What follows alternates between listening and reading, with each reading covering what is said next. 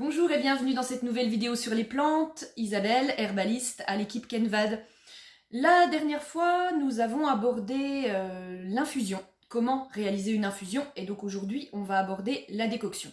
Alors l'infusion, je refais un petit résumé, deux manières de la faire, soit on la fait à la casserole, quantité de plantes, quantité d'eau froide, on monte à frémissement, on laisse infuser 10 minutes, tout ça à couvert, et on filtre, et on boit. On peut faire son litre pour la journée, et s'il en reste le soir, on le jette et on en refait de la nouvelle le lendemain. Façon un petit peu plus rapide de faire, on utilise une tasse avec un petit filtre comme ceci, et surtout avec un couvercle, ou des théières. On met la quantité de plantes dedans, et on verse par-dessus l'eau à 85 degrés. Et toujours, on infuse 10 minutes à couvert, avant de filtrer si besoin, et de déguster. Pour la décoction. Alors la décoction, c'est quoi? C'est l'équivalent de l'infusion, mais pour des plantes ou des morceaux de plantes qui vont être plus durs. Par exemple, la racine de bardane. Si vous voulez utiliser la racine de bardane, il va falloir faire une décoction. Pour le romarin, quelquefois aussi, normalement une infusion suffit, mais vous allez voir que dans certains livres, on vous demande de faire des décoctions. Ça peut aussi être lié à la tradition, c'est-à-dire que traditionnellement, on va utiliser la décoction pour telle ou telle plante, et ça vous le trouverez dans la littérature. Donc la décoction va permettre d'aller chercher de façon plus pertinente les composés à l'intérieur d'une partie de plante qui est un petit peu dure. Donc, comme par exemple une feuille assez dure ou une graine ou une racine.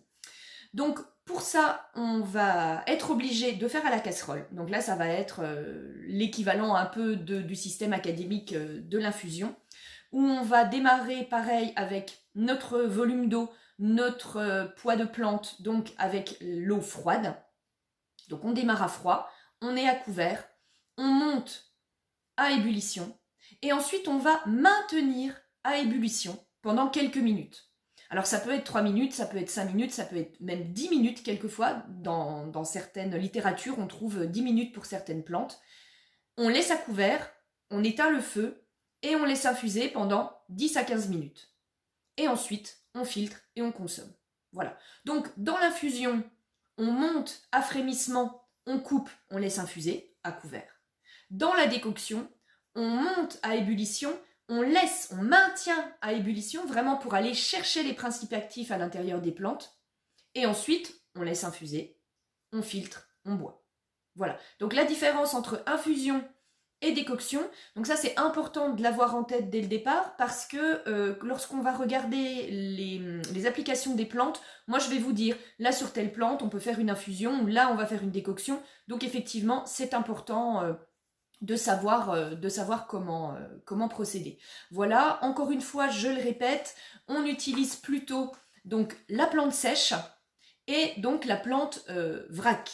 D'accord, on utilise si possible pas de petite infusette. Après, la petite infusette, ça peut dépanner. Il y en a de très très bonne qualité. On en trouve en magasin bio de très bonne qualité. Il y a même des producteurs qui font des infusettes. Donc ça, c'est pas mal. Ça peut dépanner. Mais c'est vrai qu'au quotidien, surtout si on veut avoir un effet thérapeutique, c'est quand même beaucoup plus intéressant d'utiliser la plante en entier, en fait, hein, la plante entière.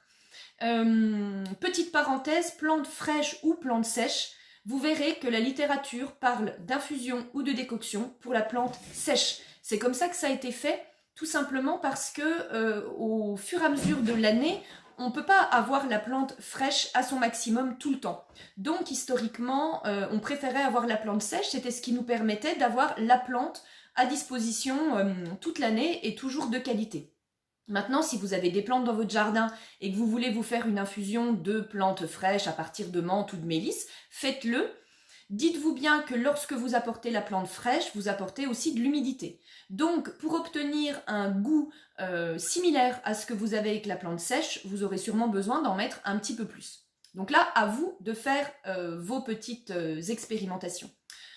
Voilà, je pense que j'ai à peu près tout dit. Sur les quantités de plantes et sur les temps d'infusion ou de décoction, vous allez aussi faire vos expérimentations. C'est-à-dire quelquefois, par exemple, je prends la camomille romaine. La camomille romaine, c'est vraiment 3 têtes de camomille par tasse. Hein. N'allez pas mettre une cuillère à soupe, c'est beaucoup trop. Donc là, c'est au fur et à mesure de l'expérience que vous saurez quelle quantité de plantes mettre et aussi combien de temps laisser infuser. Quelquefois sur des plantes très aromatiques comme le romarin, le thym par exemple, vous allez voir que 10 minutes c'est trop. Donc quelquefois il faut réduire un petit peu le temps d'infusion. Mais ça vous allez le voir au fur et à mesure de vos expériences. Voilà. Alors j'espère que la pluie va cesser pour que je puisse aller au jardin vous montrer 4 plantes bien utiles.